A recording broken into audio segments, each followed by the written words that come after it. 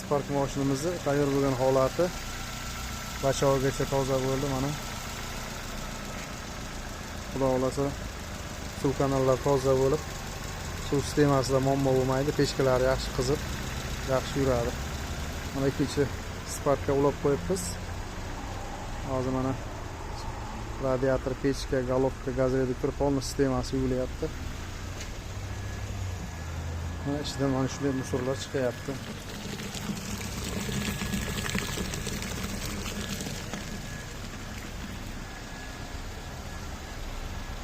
Kimga mana shunday suv sistemasida muammo bo'layotgan bo'lsa, tepada ko'rsatilgan telefon nomerlarimizga telefon qilib kelishlaringiz mumkin. Manzilimiz shahar bozordan kelishdan Qiziriqqa buriladigan Daryoni ko'piriga, ya'ni svetoforning ro'parasida joylashgan. Bemalol kelishlaringiz mumkin. Bu mashinamizda toza bo'lgan holatini video suratga qo'yamiz.